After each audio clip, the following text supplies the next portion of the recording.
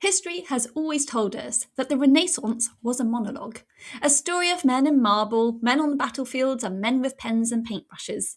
We've been taught to celebrate the accomplishments of these great Renaissance men, the Da Vincis, the Tudors, the Borgias. But if you look closer, behind every great man, there was a great woman who didn't just witness the rebirth of the world, she financed it, fought for it, and designed it. Hello, I am Dr. Amy Boyington, and in this video we explore the remarkable Renaissance women who outmaneuvered popes and outpainted masters. From the battlefield-ready Isabella of Castile to the defiant brush of Artemisia Gentileschi, these were the hidden architects of our modern world. Today, we rewrite that narrative. This is the Renaissance you were not supposed to see. We begin with Isabella of Castile. Born in 1451, Isabella's early life was a lesson in the fragility of power. After her father's death, she was a high-stakes prisoner in the court of her half-brother, Henry IV, known as the Impotent. She watched as the nobility tore the kingdom apart, and she realised early on that a ruler without absolute authority was merely a puppet. In 1469, she staged a daring escape from her guards to marry Ferdinand of Aragon. This wasn't a romantic whim, it was a cold strategic merger that created the bedrock of modern Spain. When she finally ascended the throne, she was determined to defend it.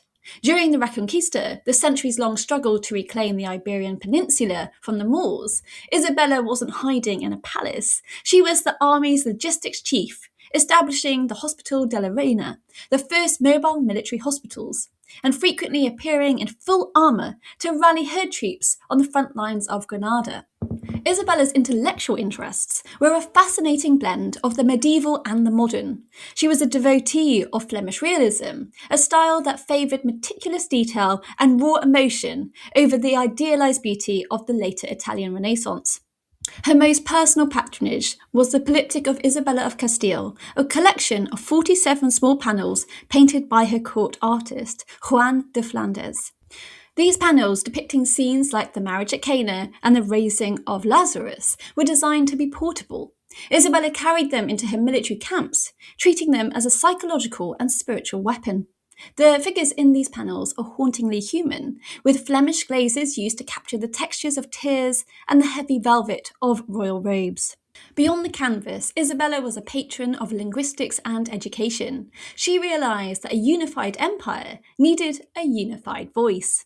In 1492, she sponsored Antonio de Nebrija to produce the Gramática de la Lengua Castellana, the first grammar book of the modern European language. This was the first printed grammar book of a modern European language. And when Isabella asked him why such a book was necessary, he replied with the famous Renaissance maxim, "Language has always been the companion of empire." Of course, her most consequential act of patronage was the sponsorship of Christopher Columbus. While the kings of Portugal and England dismissed him as a dreamer, Isabella's instinct for the new led her to fund his voyage.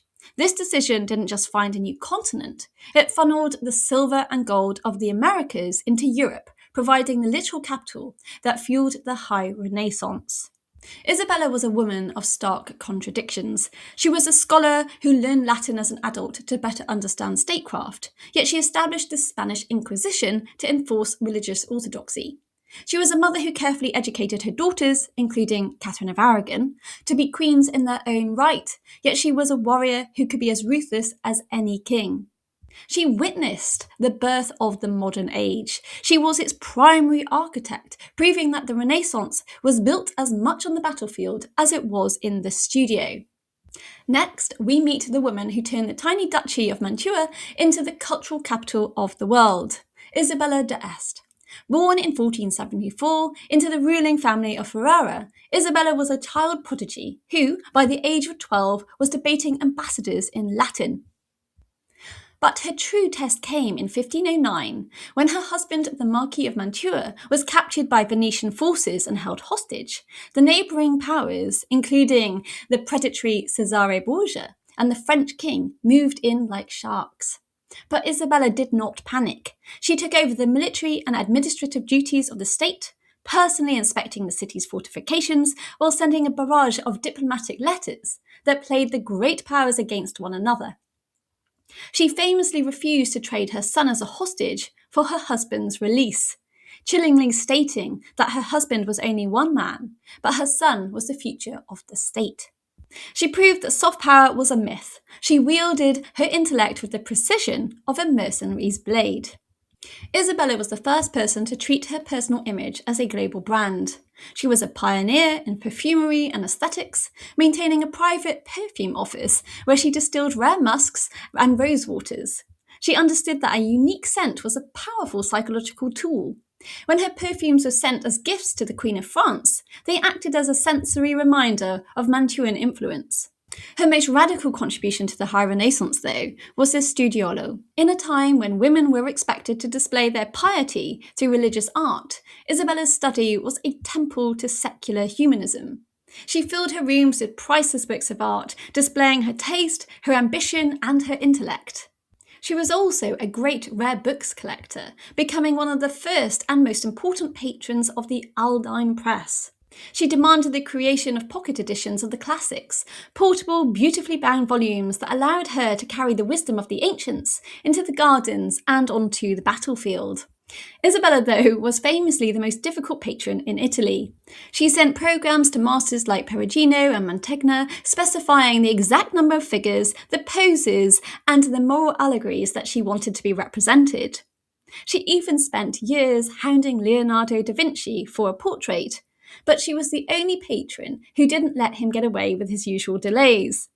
When he failed to deliver the painting, she kept his preparatory sketch as a trophy, which you can see here, proving that in her court, the patron was the true creator. She transformed the role of the Renaissance woman from a passive muse into a strategic director of the arts, ensuring that while her husband won battles, she won history. Next, we move on to the heart of the French court, where we find Marguerite de Navarre. Born in 1492, she was the elder sister of King Francis I. Their bond was the emotional and political anchor of the French Renaissance. They were described as two bodies with one spirit. While her brother was the public face of the monarchy, Marguerite was its intellectual engine. She was a woman with a deep, searching intelligence who spoke 5 languages and navigated a world where a single word of heresy could lead to the stake.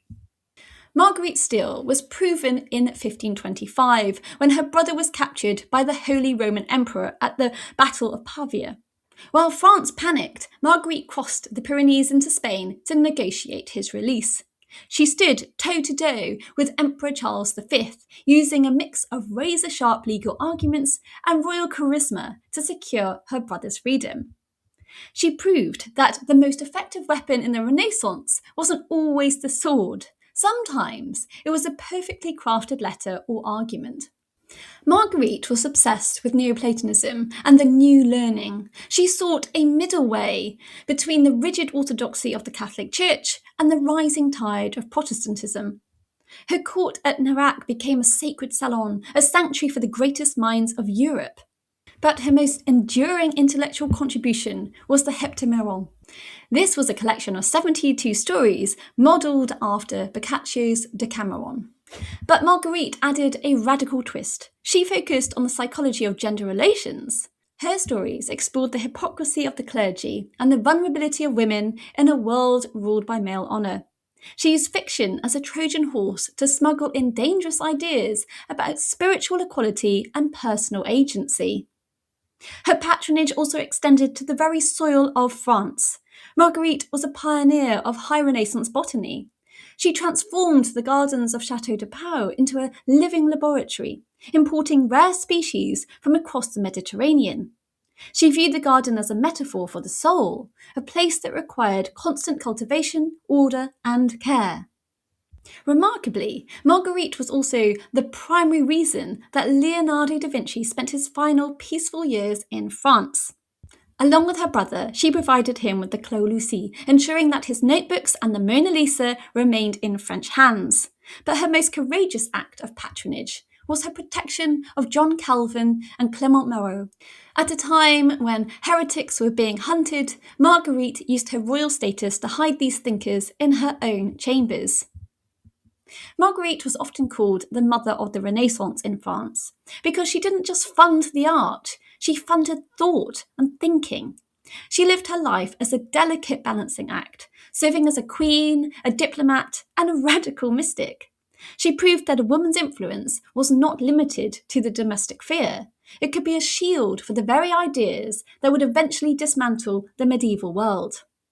Across the English Channel stands one of the most enduring icons of the age, Queen Elizabeth I.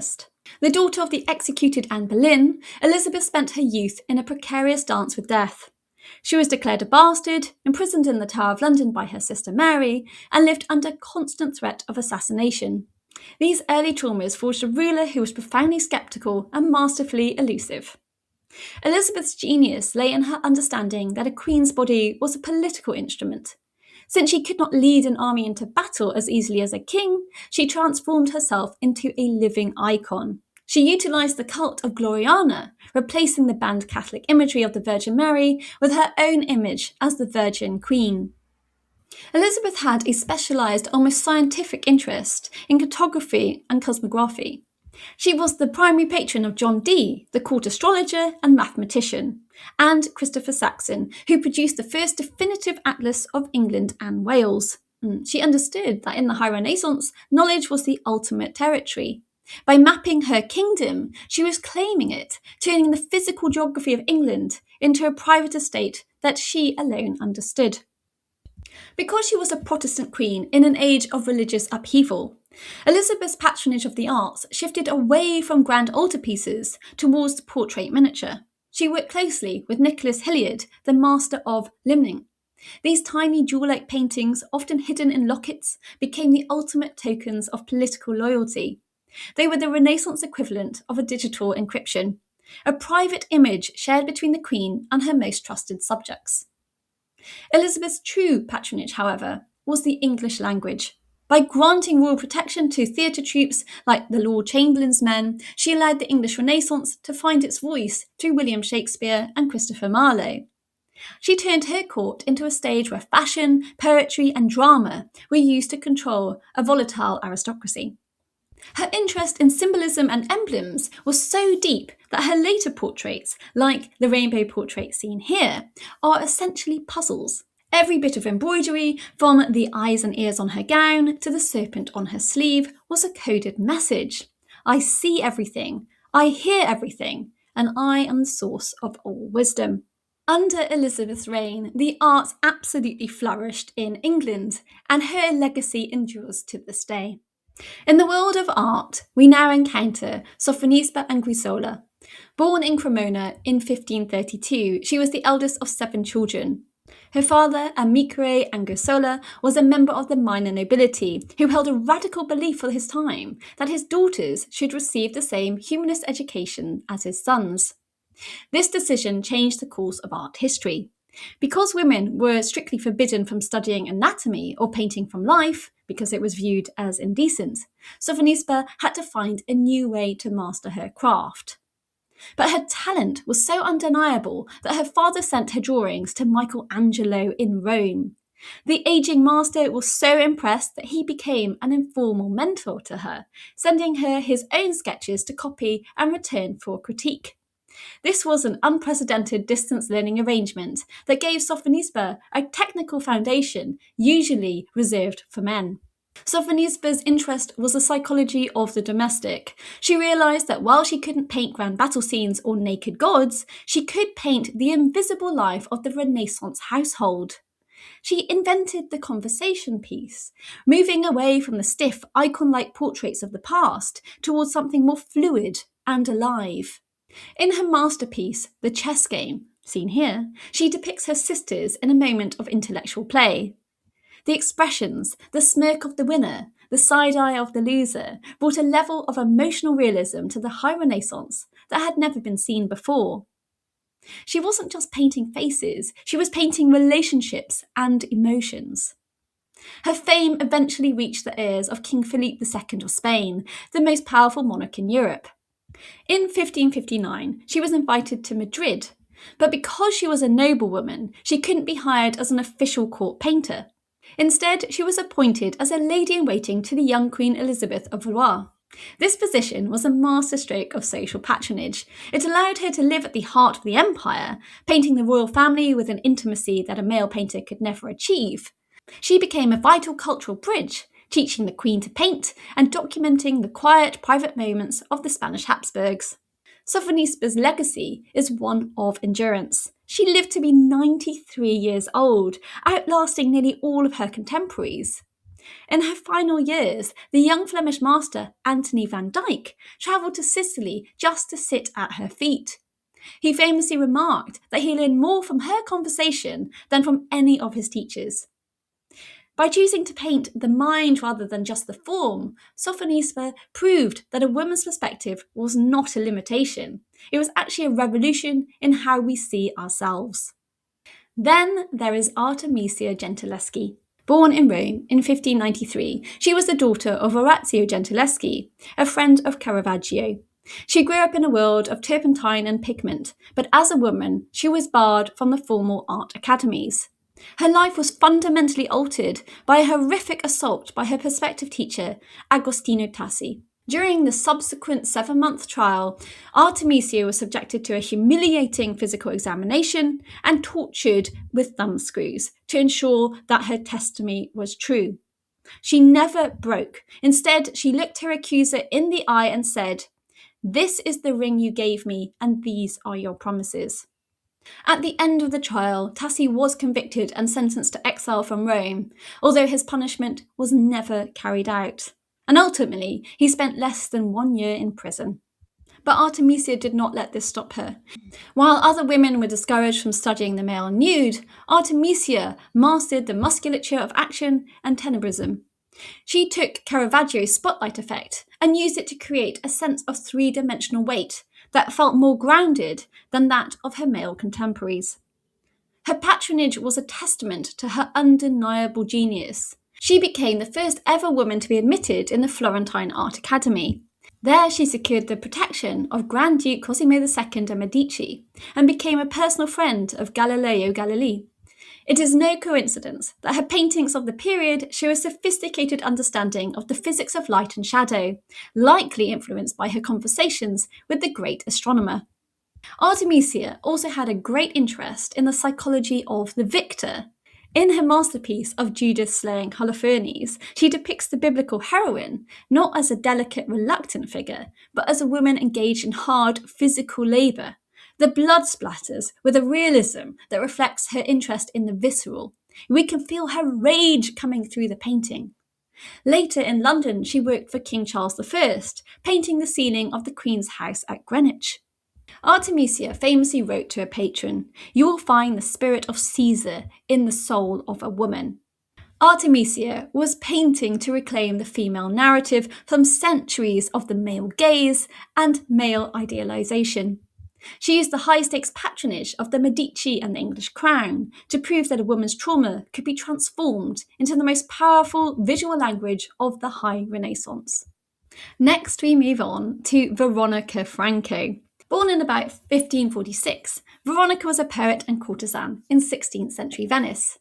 Veronica's life was not merely one of luxury. Veronica navigated the treacherous waters of Venetian high society, where her reputation was her only currency. In 1574, when King Henry III of France visited Venice, it was Veronica who was chosen to entertain him. She hosted him and she captivated him with her intellect, later sending him a gift of her sonnets and a portrait. This was a diplomatic masterstroke that secured her place as a cultural ambassador for the Republic. Veronica was really interested with rhetoric and the power of the vernacular. She broke the Renaissance mould by writing in terza rima, a complex poetic structure typically reserved for men. Her collection, Terza Rima, was a landmark in feminist defence. In it, she famously challenged a male poet who had slandered her, inviting him to a duel of wits and proving that a woman's pen could draw more blood than a soldier's sword. Veronica became wealthy, and with her wealth and with her influence, she established a home for poor women and their children, providing an alternative to the streets. However, not everybody liked Veronica, and in 1580, her intellect was put to the ultimate test when she was accused of witchcraft by the Holy Office.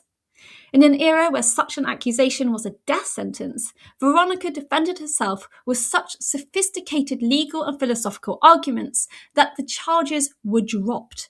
Veronica was amazing. She didn't need a man. She used the very Renaissance education she had fought for to defeat the Inquisition. Veronica Franco's legacy is fascinating.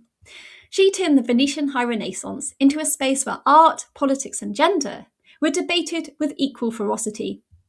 She proved that a woman's virtue wasn't found in her silence, but in her voice. Finally, we look at the most mysterious figure on our list, Isabella Cortese.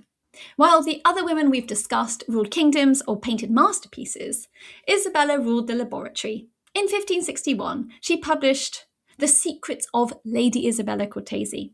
This book was a phenomenon.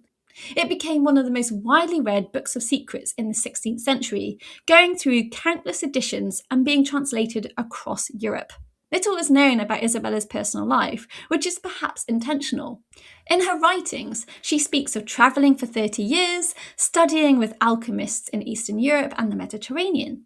She was a woman who rejected the traditional paths of the Renaissance, claiming that she found more truth in the fumes of a furnace than in the decrees of a church. She presented herself as a lone scholar, a woman who had unveiled the hidden face of nature through grueling, dangerous work. Isabella is so interesting. In an era where science was still deeply intertwined with magic, she provided a rigorous proto-scientific approach to the world. She studied metallurgy, distillation, and chemical preservation.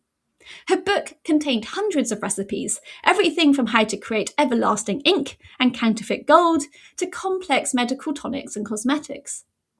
But her book wasn't just about vanity. Her secrets were the high-tech innovations of their day. She provided instructions on how to create the pigments that artists like Titian used and the perfumes that Isabella d'Este distilled. Isabella represented the millions of women who were the hidden scientists of the Renaissance. Every aristocratic house had a still room where women acted as pharmacists, chemists, and doctors. By publishing her findings, Isabella acted as a patron of universal knowledge. She argued that the secrets of the universe should be available to everyone and not just a male intellectual elite. Her work reminds us that the High Renaissance was a period of intense chemical experimentation. Without the secret laboratories of women like Isabella, the physical world of the Renaissance, the vibrant colours of the paintings, for example, the scent of the courts, and the survival of the population through plagues, would have been impossible. She proved that the kitchen and the laboratory were two sides of the same coin, and that a woman's curiosity could unlock the very building blocks of reality. Having considered all of these amazing women, it is fair to say that the European Renaissance was not just a rebirth of Greek and Roman ideas, it was a rebirth of the female spirit. These women proved that to be a patron was to be a creator. They were the ones who stepped out of the shadows to design history and create a legacy that we can all enjoy today. Thank you so much for watching. I'm Dr. Amy Boyington. If you've enjoyed this, please like, comment, and subscribe. Thank you so much.